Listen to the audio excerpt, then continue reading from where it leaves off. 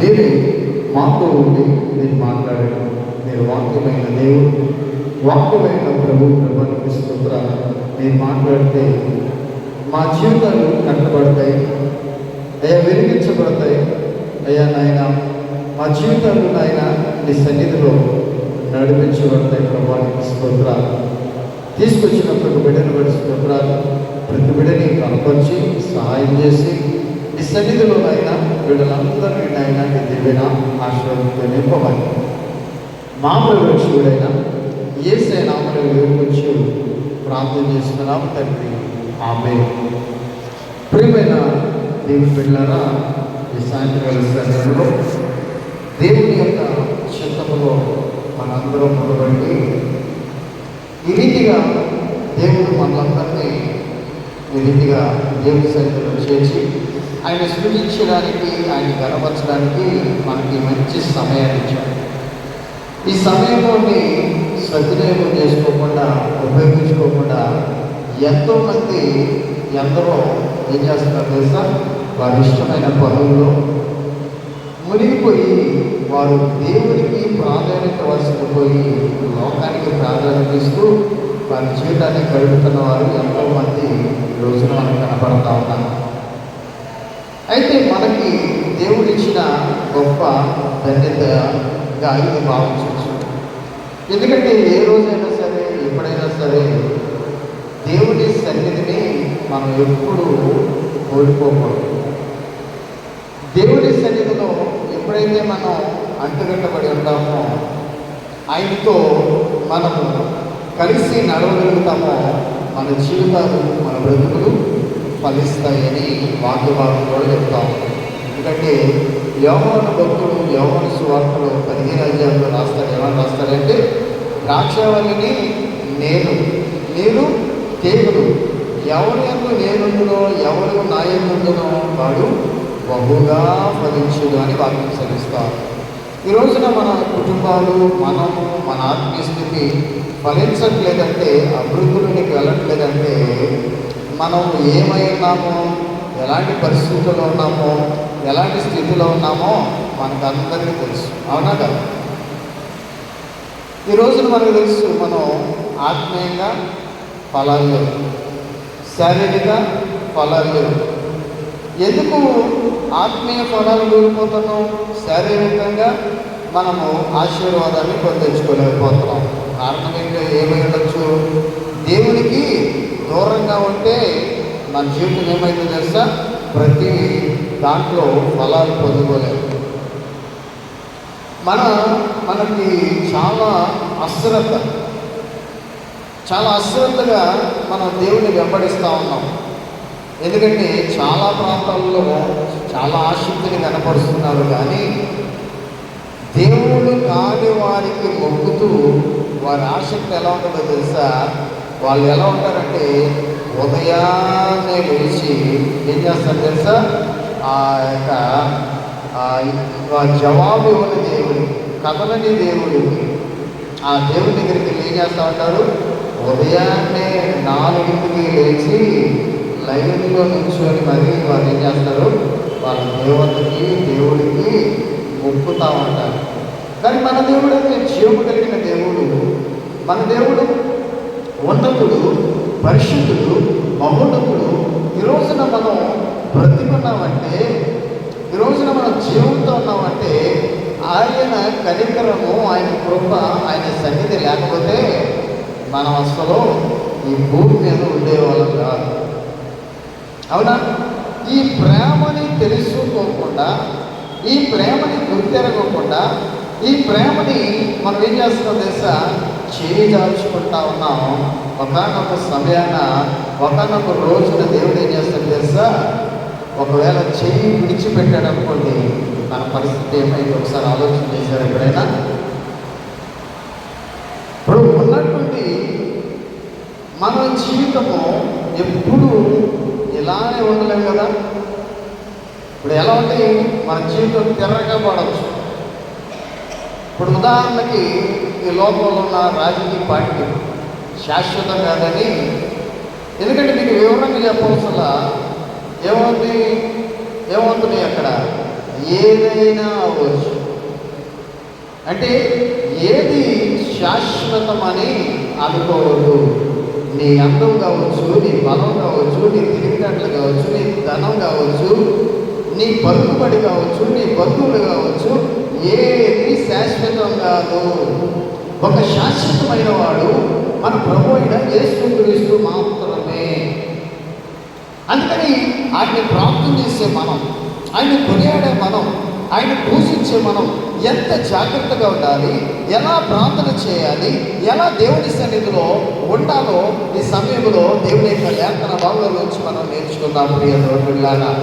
ఎందుకంటే మనం చూసినట్లయితే దేవుని యొక్క మాటలు మన జీవితాన్ని, మన బ్రతుకుని, మన యొక్క స్థితిగతుల్ని మార్చగలవు. ఆయన మాత్రమే మార్చగలిగిన దేవుడు అని రాయబడుతుంది దేవుడిలాగా. అందుకే పరిశుద్ధ గ్రంథములో మనం చూస్తే మన ప్రార్థన దేవుడు ఆలకించాలంటే మనం ఎలా ఉన్నాం, నీతిమంతులుగా ఉన్నామా, భక్తిహీనులుగా ఉన్నామా అనేది చాలా ప్రాముఖ్యమైనది.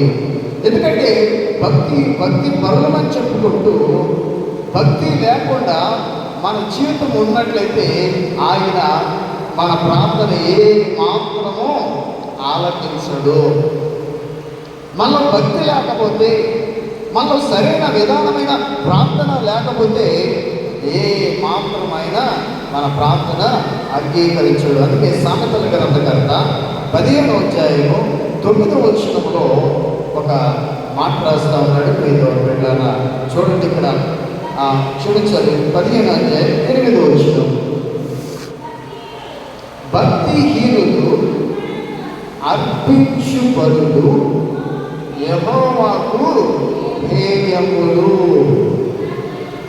యథార్థవంతుల ప్రార్థన ఆయనకి ఆనందకరము. ఒకసారి ఆలోచన చేయండి ఇక్కడ.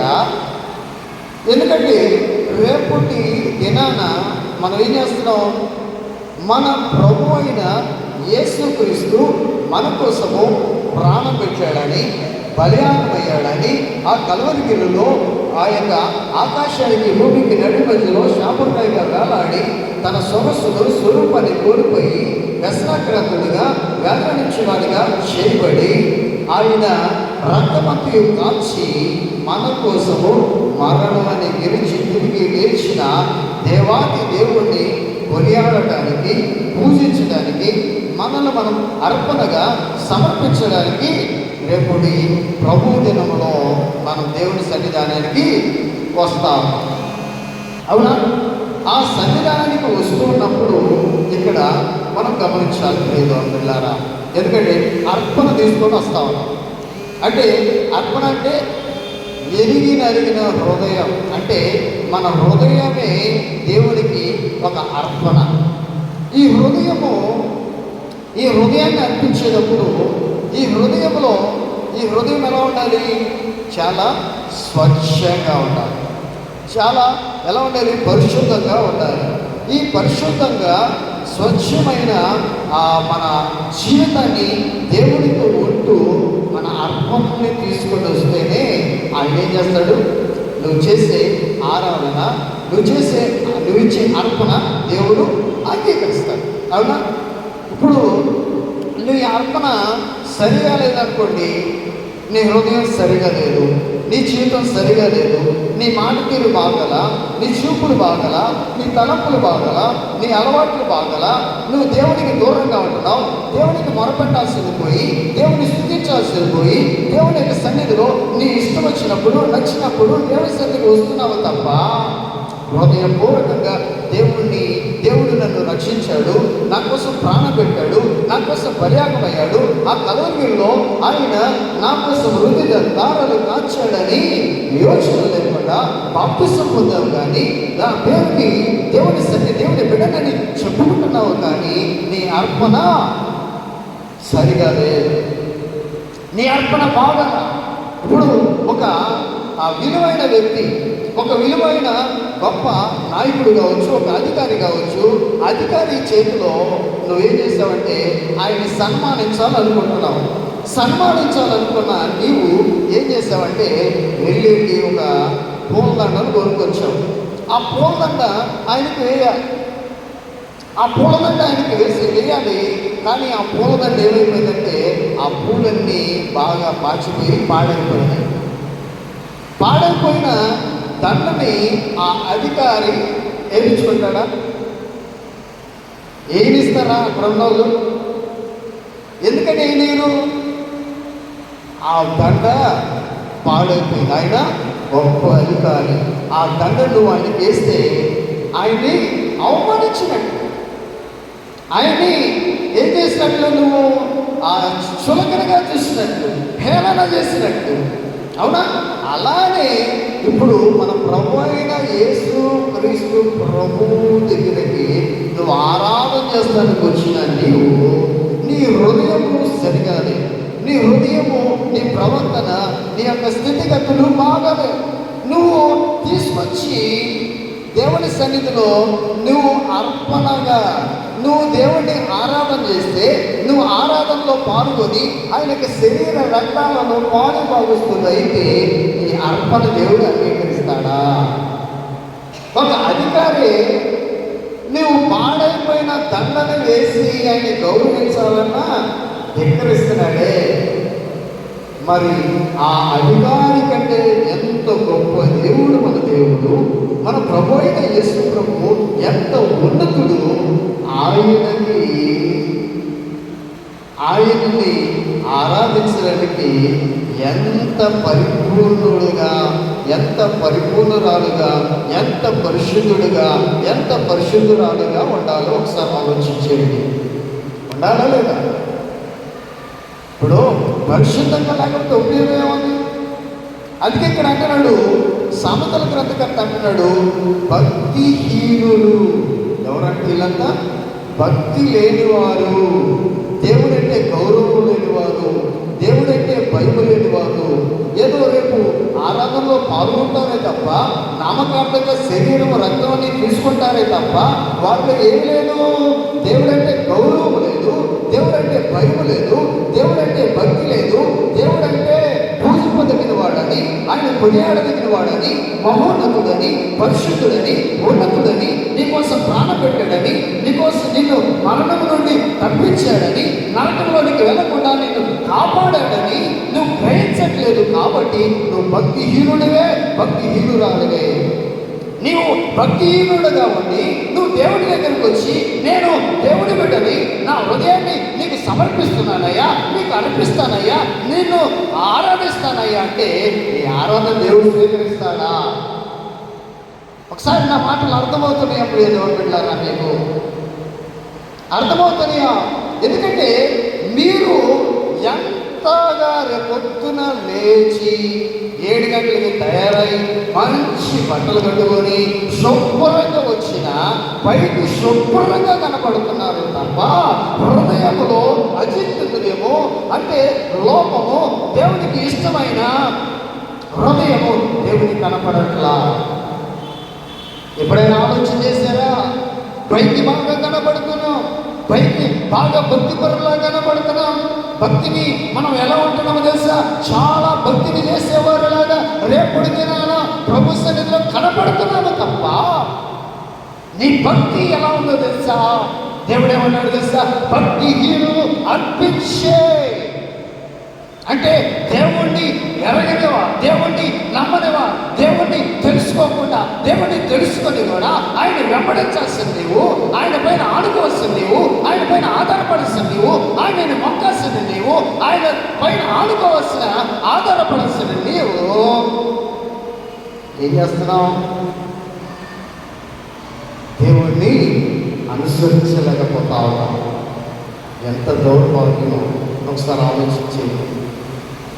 ఎందుకంటే దేన్నో ఎవరెవరినో వెంబడిస్తాము తప్ప ప్రభు అయిన యేసు ప్రభుని ఈ రోజున మనం వెంబడించలేకపోతా ఉన్నాం. ఎందుకు మన పరిస్థితులు మారట్లా? ఎందుకు మన స్థితిగతులు మారట్లా? మనం ఎందుకు ఆత్మీయంగా ఉన్నతమైన స్థానానికి వెళ్ళలేకపోతా ఉన్నాం? మన ప్రార్థన ఎందుకు నడవట్లా? ఎందుకు మనకి భక్తి అర్థం కావట్లా అనేది ఒకసారి ఆలోచన చేయాలి. ఇక్కడ రాస్తా ఉన్నాడు, భక్తిహీనులు అర్పించే బలులు దేవుడికి ఎలా ఉందంట? హేయము. హేయమంటే ఇష్టం లేదు. నువ్వు ఎలా ఉన్నావు? భక్తి లేదు. దేవుడంటే నీకు గౌరవం. దేవుడంటే ఆయన సన్నిధిలో, దేవుడి సన్నిధిలో నువ్వు ఆయన వెంబడించాలని, ఆయన పైన ఆనుకోవాలని, ఆయన పైన ఆధారపడాలని ఆలోచన లేదు నీకు. ఒక ఆదివారం మొక్కుబడిగా ఏదో వస్తున్నాం, 7 గంటల నుంచి 9 గంటల వరకు దేవుని సన్నిధిలో కూర్చొని వెళ్తున్నామే తప్ప నిజమైన భక్తి మనకు కనబడట్లా. అలాంటి భక్తి చేస్తే దేవుడు అసహించుకుంటున్నాడంటే వాక్యం సెలవిస్తా ఉంది. నా అర్థం అదే, అసహించుకుంటున్నాడంట. ఇప్పుడు ఎవరైనా సరే నిన్ను అసహించుకుంటే ఎంత హృదయం నిదానమైపోయింది, ఎంత బాధపడతావు, ఎంత సిగ్గునందాల్సి వచ్చింది. ఒకసారి ఆలోచన చేస్తున్నారా? ఇక్కడ అంటున్నాడు, నువ్వు అర్పించడానికి వస్తా ఉన్నావు, నువ్వు దేవుని సన్నిధికి ఆయన్ని ఆరాధించడానికి వస్తా ఉన్నావు, కానీ దానిలో సరైన విధానం, సరైన భక్తి లేకపోవటం వల్ల ఏమవుతుందో తెలుసా? ఆయనకి నువ్వు అర్పిస్తున్నావు కానీ ఆయన ఏమంటాడు, ఏం నువ్వు ఇచ్చేది నాకేం పనికి రావట్లేదు అంటున్నాడు. మనకి మొదటి మానవులైన కయ్యూను, హేబేలు వాళ్ళు కూడా దేవుని సన్నిధికి ఒక అర్పణ తీసుకొని వచ్చారు. అర్పణ తీసుకొని వచ్చినప్పుడు హేబేలేమో ఒక శ్రేష్టమైన అర్పణ తీసుకొని వచ్చి దేవుని సన్నిధిలో పెట్టాడు. హేబేలు అర్పణ దేవుడు అంగీకరించాడు. కయ్యూను అర్పణ తోసిపుచ్చేశాడు. ఎప్పుడైతే తోసిపుచ్చేశాడో చూడండి అతని స్థితి ఏమైపోయిందో, అతనిలో ఎలాంటి చేంజెస్ వచ్చినాయో ఒకసారి ఎప్పుడైనా ఆలోచన చేశారా? ఆయన ఏమొచ్చేసింది? కోపం వచ్చేసింది. కోపం ఎలా మారిపోయింది? తమ్ముడిని, సొంత తమ్ముడిని చంపేసే విధంగా అతడు ప్రేరేపించబడ్డాడు. అంటే సరైన భక్తి లేకపోతే పాపం చేయడానికి అవకాశం ఉంటుంది. ఎప్పుడైనా ఆలోచన చేశారా మీరు? ఎందుకు మీరు టీవీలకు అతుక్కుపోతున్నారో మీకు ఎప్పుడైనా అర్థమైందా? ఎందుకు ముచ్చట్లో మునిగిపోతున్నారో మీకు ఎప్పుడైనా అర్థమైందా? ఎక్కడికి వచ్చి కూర్చుంటే సరి చేయబడతారు, ఎక్కడికి వస్తే మీ జీవితం మారింది, అక్కడికి రావట్లా.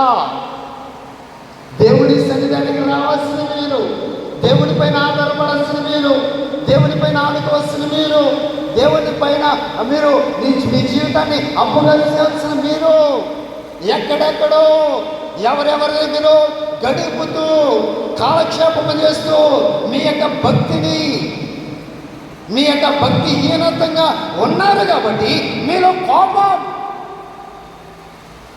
మీలో ద్వేషాలు, కలహాలు, మత్సరాలు, అసూయలు, మద్దతులు, అల్లరి సంబంధించిన ఆటపాటలు ఈ అన్ని మీలో ఉన్నాయంటే కారణం ఏ లేదు? మీలో భక్తి లేదు, దేవుని పైన ఆనుకునే మనస్తత్వం లేదు. కాబట్టి మీరేం చేయొచ్చు?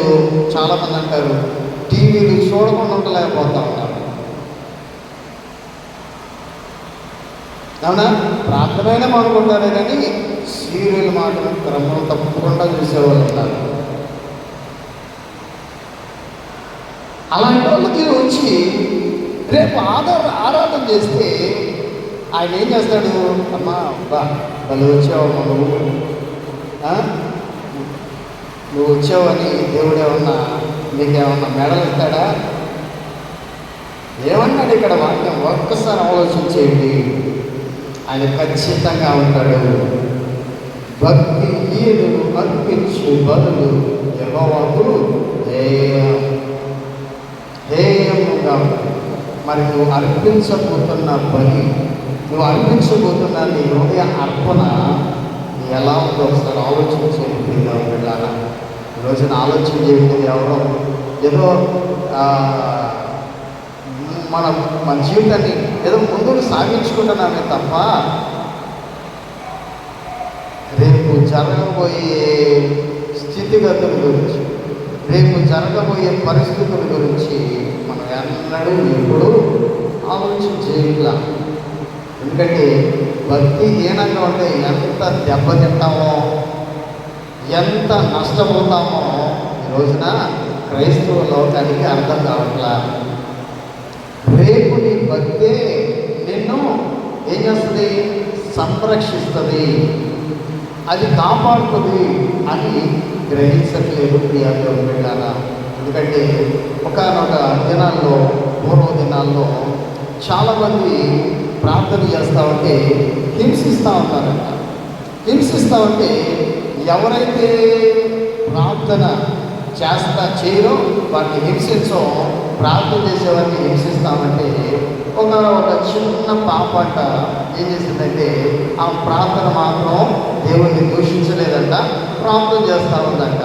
తీసుకెళ్ళి ఏం చేశారంటే ఆనాడు కాలంలో ఎవరైతే ప్రార్థన చేస్తారో వారిని తీసుకెళ్ళి సింహాల దగ్గర వదిలిపెడతారంట. అయితే చూడండి, ఆ చిన్న పాప తీసుకెళ్ళి సింహాల దగ్గర వదిలిపెడితే మంచి బాగా ఆ వారం రోజులు దానికి తిండి కూడా పెట్టలేదంట. సింహానికి ఆకలితో ఉందంట. అప్పుడు తీసుకెళ్ళి ఆ సింహాల బోర్డులో ఆ పాపను వదిలిపెడితే ఆ సింహాలు ఏం చేసినాయి తెలుసా? ఆకలితో ఉన్నాయి, తినేయాలా లేదా? ఏం చేసినాయి? ఏ మాత్రం ముట్టను కూడా ముట్టలేదు. ఆ పాపతో ప్రార్థన చేస్తూ ఉన్నాయంట.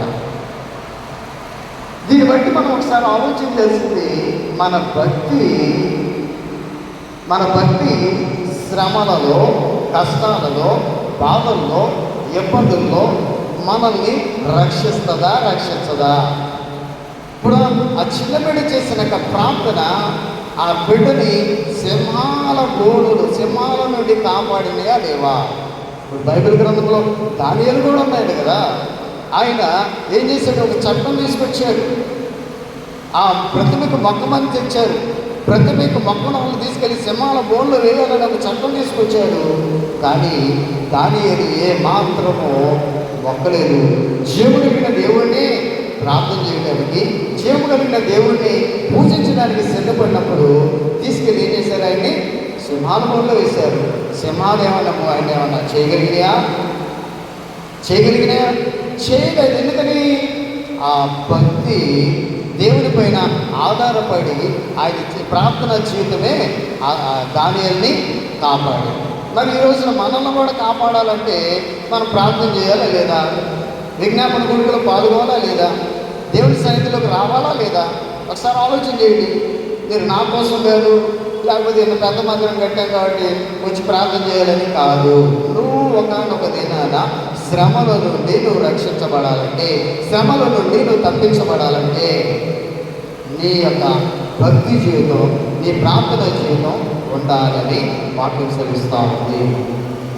అలాగే ఇప్పుడు మనకి శ్రమలు రావు అంటానికి లేదు కదా.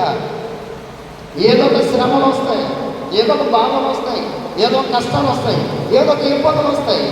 మరి వాటి నుంచి నువ్వు రక్షించబడాలి, తప్పించబడాలి అంటే ఒకటి భక్తి కావాలా లేదా?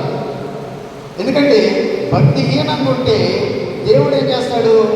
నువ్వు వచ్చి రేపు పొద్దున గట్టిగా పాటలు పాడినా, గట్టిగా వాక్యం చదివినా, ప్రార్థన ఏడుస్తా ప్రార్థన చేసినా ఏమైంది? నువ్వు ఎలా ఉన్నావు? లోకంలో ఉన్నావు, మళ్ళీ దేవుని దగ్గరికి వస్తున్నావు. లోకాన్ని విడిచిపెట్టట్లా, దేవుణ్ణి వదిలిపెట్టట్లా. వారు రెండు ఉండకూడదని వాక్యం చదివిస్తూ ఉంది. రెండు నాలికల దూరమే, రెండు పడవల మీద కాలేస్తే ఏమన్నారు? పడిపోతారు. ఎటైనా ఉంటే లోకంలో అయినా ఉండాలా, లేకపోతే దేవుళ్ళో అయినా ఉండాలి. రెండు ఉందనుకోండి, నువ్వు అర్పించే అర్పణ దేవునికి ఎట్లా ఉంది? హేయముగా ఉంది అని రాయబడింది. అందుకే ఇక్కడ రాస్తా ఉన్నాడు, కానీ యథార్థంగా ఉన్నారు చూసారా, యథార్థవంతుల ప్రార్థన ఆయనకి ఆనందాన్ని ఇస్తుందట. ఆనందకరము అంటున్నాడు ఇక్కడ. మరి నీ ప్రార్థన, నువ్వు ప్రార్థన చేస్తున్నావు కదా, నువ్వు చేసే ప్రార్థన ద్వారా దేవుడు ఆనందిస్తున్నాడా? ఒకసారి ఎప్పుడైనా ఆలోచన చేసేవా? నువ్వు ప్రార్థన చేస్తే ఆనందిస్తున్నాడా లేదా? నువ్వు యథార్థంగా ఉంటే యథార్థమైన ప్రార్థన ఆయనకి ఆనందకరము అంటున్నాడు ఇక్కడ. మన ప్రార్థన జీవితం ఎలా ఉందో ఒక్కసారి మనం ఆలోచన చేయాలి ప్రియా దేవుడు వెళ్ళారా. ఇక్కడ అదే అంటున్నాడు, నువ్వు భక్తిహీనంగా వచ్చేరేపు దేవుని సన్నిధి అంటే భయం లేకుండా, భక్తి లేకుండా, దేవుడు అంటే ఆయన సన్నిధిలో ఆయన నీకోసం ప్రాణం పెట్టాడని, నీకోసం బలియాగమయ్యాడని ఆయన్ని తలపోసుకోకుండా, గుర్తుంచుకోకుండా, దేవుని సన్నిధికి వచ్చి విజ్ఞాపన చేయకుండా, ఆయన పైన ఆధారపడకుండా నువ్వు రేపు దినాన వచ్చి నువ్వు ఆయన సన్నిధిలో ఆరాధన చేసిన ఆ ఆరాధన హేయమైపోతుంది, యెహోవా దృష్టికి హేయములు. నువ్వు యథార్థంగా ఉండి అర్పించావా? యథార్థంగా వచ్చి దేవుడి పైన ఆడుకున్నావా? యథార్థంగా దేవుడిని వెంబడించావా? నీ ఆరాధన ఆనందకరమైపోయి దేవుడు ఆనందిస్తాడంట. దేవుడిని ఆనందించేసే విధంగా మన భక్తి జీవితం ఉండాలి, మన యొక్క భక్తి ఉండాలి, మన యొక్క ప్రార్థన జీవితం ఉండాలి. మనం దేవునిలో నడవాలి ప్రియ దేవుడు బిడ్డలారా. అందుకే ఇక్కడ సామెతల గ్రంథకర్త చెప్తా ఉన్నాడు, ఏమన్నాడు? భక్తిహీనులు అర్పించు బలులు యెహోవాకు హేయములు, యథార్థవంతుల ప్రార్థన ఆయనకు ఆనందకరము అంటున్నాడు ప్రియ దేవుడు బిడ్డలారా. ఈ రోజున నీ జీవితం ద్వారా దేవుణ్ణి ఆనందించ చేయాలంటే, అందుకే ఇక్కడ దేవుని యొక్క వాక్యం అదే సామెతల గ్రంథం 15:29 మాట్లాడుతున్నాడు. చూడండి అక్కడ, భక్తిహీనులకు యెహోవా దూరస్తుడు. ఏంటంట? ఇప్పుడు నువ్వు భక్తి, సరైన భక్తి జీవితం నీకు లేకపోతే దేవుడు ఎలా ఉంటాడు? దూరంగా ఉంటాడు. నీ ఆపదలలో, నీ కష్టాలలో, నీ శ్రమలలో తోడుగా ఉండడు. ఎందుకని? నువ్వు దేవుడి దృష్టిలో నువ్వు భక్తిహీనుడిగా ఉన్నావు, భక్తిహీనురాలుగా ఉన్నావు. దేవుడు ఎందుకు భయభక్తులు కలిగి ఉండట్లేదు కాబట్టి దేవుడు నీకు ఎలా ఉన్నాడు? దూరంగా ఉన్నాడు. ఎందుకు మనం శ్రమల గుండా వెళ్తా ఉన్నాం? ఎందుకు కష్టాల గుండా వెళ్తున్నాం? ఎందుకు ఇబ్బందుల గుండా వెళ్తున్నాం? ఎందుకు మన ఆత్మీయస్థితి సరిగా లేదు? ఎందుకు ఆత్మీయంగా మనం కట్టబడలేకపోతున్నాం? దేవుడంటే ఆ శక్తిని ఎందుకు కనపరచలేకపోతున్నాం అంటే నీలో తాగున్నది, నీలో ఉన్నది ఏంటో తెలుసా? భక్తిహీనత. నీకు భక్తి లేదు కాబట్టి, దేవుడంటే భయం లేదు కాబట్టి నీకు దేవుడు దూరంగా ఉన్నాడు. ఇక్కడ చూస్తున్న మాట.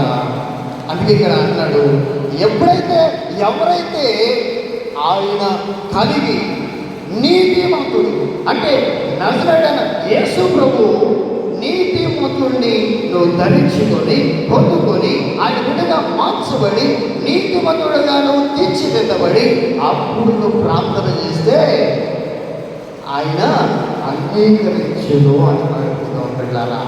అక్కడ చూడండి, నీతిమంతుల ప్రార్థన ఆయన అంగీకరించును. మరి భక్తిహీనుడిగా ఉండి ప్రార్థన చేస్తే అంగీకరించదనేగా దాని అర్థం. ఒకసారి ఆలోచించేది. ఎందుకంటే దేవుని యొక్క వాక్యం రక్షించబడిన వారు ఎంత జాగ్రత్తగా మన భక్తి జీవితాన్ని గడపాలో, ఎంతగా దేవుడి పైన ఆనుకోవాలో మనం ఒకసారి ఆలోచించాలి. ఎంత దేవునికి దగ్గరగా ఉండాలో ఒకసారి మనం ఆలోచింపజేసుకోవాలి. దగ్గరగా ఉంటేనే ఏం చేస్తాడు? మన అర్పణ దేవుడు స్వీకరిస్తాడు. యథార్థంగా ఉంటేనే మన ప్రార్థన అంగీకరిస్తాడు. నీ జీవితంలో కష్టాలు వచ్చినా, ఇబ్బందులు వచ్చినా ఏం చేస్తాడు? నువ్వు భక్తిహీనుడిగా ఉన్నావు కాబట్టి ఆయన దూరంగా ఉంటాడు. ఎప్పుడైతే నీతిమంతుడైన యేసు ప్రభుని కలిగి ఉంటావో, ఆయన్ని కలిగి ఆయనతో కొనసాగుతూ ఉంటావో, ద్రాక్షవల్లి నేను అన్నాడు, తీగలు మీరు, ఎవడు నా యందునో ఎవని యందు నేనుందునో వాడు బహుగా ఫలించునను అని చెబుతూ, మీరు ఏది అడిగినా, ఏ విన్నపం చేసినా, ఏ ప్రార్థన చేసినా ఆయన అంగీకరిస్తాడు అన్నట్లుగా మనం చూస్తే నీతిమంతుల ప్రార్థన ఆయన ఏం చేస్తాడంట? అంగీకరిస్తాడు. ఈరోజు ఒకసారి ఆలోచించేది ప్రకారం ఎలా ఉంది మన యొక్క భక్తి జీవితం? దేవుడికి ఇష్టంగా ఉందా? దేవుడికి ఇష్టం లేని భక్తి చేస్తున్నామా? మన ప్రాంతంలో దేవుడు ఆలకిస్తున్నాడా, ఆలకించట్లేదా? ఒక్కసారి నాకు నేను, నీకు మీరు ఒకసారి ప్రభు యొక్క వాక్యముతో మీరు ఒకసారి మననం చేసుకొని, జ్ఞాపకం చేసుకొని, వాక్యము చేత మనం సరి చేసుకుందాం. సరి చేయబడుతుంది కాక తనలో వచ్చి విజ్ఞాపన చేద్దాం. ప్రభా, రేపటి ప్రభు దినంలోనికి మనం తీసుకొచ్చావు అయ్యా, నేను ఆరాధించగలిగినైనా మంచి సమయాన్ని ఇస్తున్నాను. అది తిన్నాను అయ్యా, నైనా అయ్యా నైనా నేను ఆత్మతో సత్యంతో ఆరాధించగలిగే హృదయాన్ని నాకు ఇవ్వగలవా అయ్యా? నాకు నీ వాక్యం సరిచినట్లు అయ్యా, నేను భక్తిహీనంగా ఉన్నట్లయితే అయ్యా, నా భక్తిహీనతను నాయన అయ్యా తండ్రి నాయన అయ్యా తీసివేసి ప్రభువా, నీ అందు భయభక్తులు కలిగి, నీ అందునైనా ఆనుకునినైనా నీ పైన ఆధారపడే యోగ్యత దయచే ప్రభువా అని అడుగుతాం. కొద్ది నిమిషాలు హృదయపూర్వకంగా విజ్ఞాపన చేద్దామా? ప్రభువానికి స్తోత్రాలు.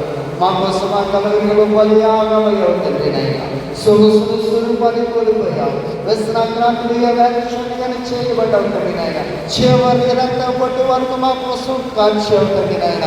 మమ్మల్ని నీతిమంతులుగా చేయడానికి అయ్యా, యథార్థవంతులుగా మార్చడానికి నువ్వు యజ్ఞ బలి పశువుగా అయ్యా తండ్రి నాయన నీ రక్తాన్ని మా కోసం చిందించావు. ఆ కలగ దగ్గరలో తండ్రి నాయన 3 మేకుల మధ్యలో వేలాడావు. స్తోత్రము ప్రభువా. ఆయన చేసిన కార్యం ఒకసారి తలపోసుకున్నప్పుడు గమనించారా? కలవరిలో కొనడాకప్పుడు నీకోసమే ఆయన ఊళ్ళంతా చీల్చారని ఎప్పుడైనా గమనించావా? నువ్వు భక్తిహీనంగా ఉన్నప్పుడు, దేవుడిని ఎరగని స్థితిలో ఉన్నప్పుడు, పెంట కుప్పగా ఉన్నప్పుడు, పెంట కుప్పమైన నీ జీవితాన్ని ఆయన బాగుపరిచి నీ జీవితాన్ని వెలుగుమయం చేస్తే ఇంకా పెంట కుప్ప మీదకి వెళ్తానంటే, ఇంకా చీకటిలోనే బ్రతుకుతానంటే ఒకసారి ఆలోచించేద్దాం. ఏదో ప్రార్థించేద్దాం, హృదయపూర్వకంగా ప్రార్థించేద్దాం. 2 నిమిషాలు ప్రార్థించేందుకు ముగింపు ప్రార్థన మన మధ్యగా రేపు సహోదరులు జర్సన్ గారు వచ్చి ముగింపు ప్రార్థన చేస్తారు.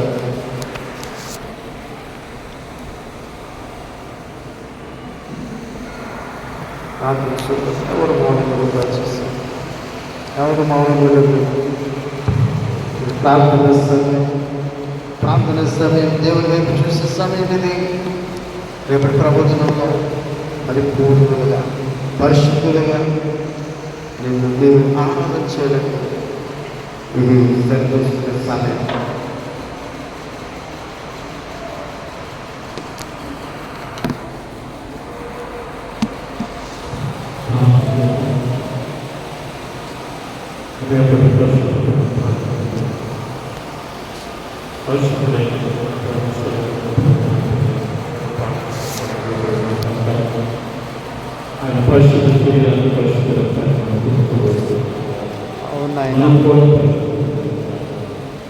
దేవునికి ఇష్టమైన వ్యతిరేకమైన క్రియలు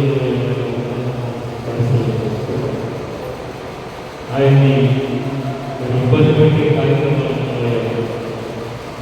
ఆయాసకరమైన క్రియలు ఆయన అవమానించే వ్యక్తులుగా శత్రులుగా అవునాయనా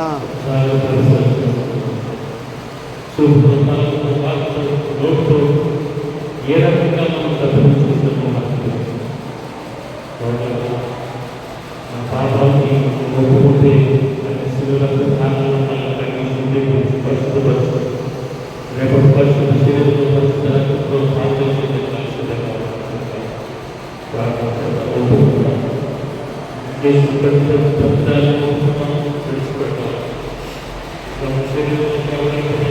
ఆశపడుతుంటారు.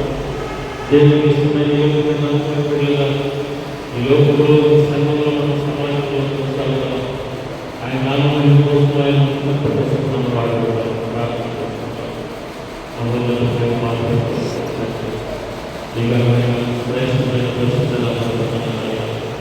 ఈ రాత్రి సమయంలో విజ్ఞాపనలో కొద్దిమందిగా అవును ప్రభా, ఇది నాయన నీ మాట మీద కానీ ఏ విధంగా అయితే ప్రభావ ఎవరు ప్రభావ అయా మాట లెక్క చేయాలనుకుంటున్నారు. హెచ్చరిక పెడుతూ విజ్ఞాపంలో పాల్గొన్న విశ్వాసాలు రాలేని స్థితిలో ఉంటున్నారు. తీసుకొస్తున్న వాళ్ళందరినీ నీ చేతుల్లో మమ్మల్ని మీకు చేతి మీ ఆత్మతో విశ్వస్తు బలంతో ఇదిగునైనా ఈ ప్రభుత్వం మేము చేసిన ప్రతి సత్యాన్ని పడుతున్నాం తండ్రి, ఒప్పుకుంటున్నాం, విడిచిపెడుతున్నాం తండ్రి. ఈ పరిస్థితి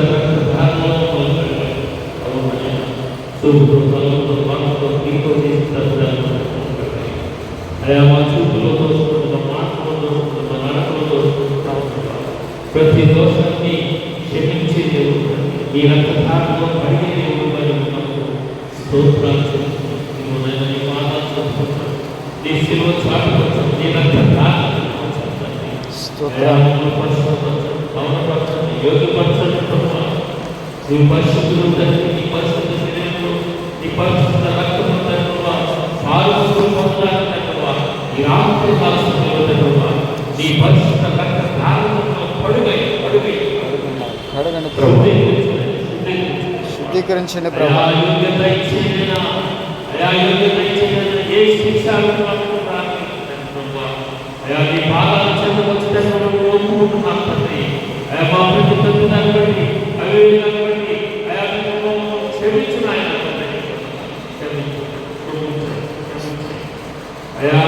వ్యతిరేకమైన ప్రతి తీర్మానం ప్రతి తీర్మానం అయా నీ రక్తము తొట్టిలో నుంచి లేవనెత్తాయా. అవును ప్రభా, అయా నీ రక్తధారణ అయా కడిగి అయా ప్రభా మమ్మల్ని శుద్ధీకరించి పరిశుద్ధపరిచిన ప్రభా ఈ శరీరంలో మీ రక్తంలో మాకు పాలన చేసే దేవుడుగా నీ ఉన్నతులకు స్తోత్రం. మమ్మల్ని అడుగులు ఇవ్వబడు వారి సమర్థనాన్ని మేము అడుగుతున్నాను. అయా నీ మాట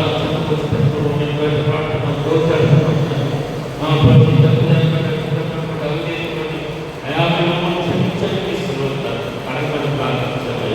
మా ప్రార్థన ఆలోచించారు, మా ప్రార్థన జవాబుగా రేపటి ఆరాధనలో మేము పాల్గొంటున్న ఈ శరీరం నుంచి రక్తంలో పాల్గొనడానికి యోగ్యత ఇచ్చేది. ప్రత్యేకించుకున్నారు రేపటి ఆరాధన కార్యక్రమాన్ని విజయకరంగా జరిగించండి. ప్రార్థన వాక్యవాదంలో మీరు మహిమ పొందండి. అయా మీకే వందనాలు చెల్లిస్తున్నాం. ఆది చట్టవరం మీ అధ్యక్షులు మీ ఆధిపత్యంలో కొన్ని జరిగించి మీరు మహిమ పొందండి. ఇదిగోనైనా ఈ చిన్న మందం మీరు నీకు ఆశీర్వదించండి. అయా ఎంతో మంది రేపటి వారు అయా మీ శరీరంలో పాల్గొంటున్నారు తండ్రి. వారందరూ కూడా విజ్ఞాపనలో పాల్గొనడానికి అయా మీరు ప్రేరేపించమని ప్రోత్సహించమని మనందరినీ మీ చేతులు రేపటి ఆరాధన కార్యక్రమాన్ని మీ చేతులు ఇదిగోనైనా నీ రాష్ట్రం నిలబెట్టి మీరు మాటలు పెట్టించుకోవాలి. ఆ మాటలను మా హృదయంలో భద్రపరుచుకొని వాక్యానుసారంగా తీసుకున్నామని యోగ్యమైన సాక్షులుగా ఈ లోకంలో కొనసాగడానికి మనందరినీ అడిగి పెట్టుకొని ప్రార్థించుకుంటున్నాము. కొద్దిగా మాపై పరిస్థితున్నారు ప్రార్థించి పెట్టుకుంటున్నాం. పరమతండ్రి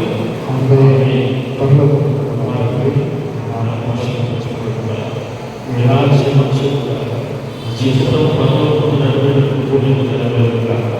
మాకు కావాల్సిన విధానాన్ని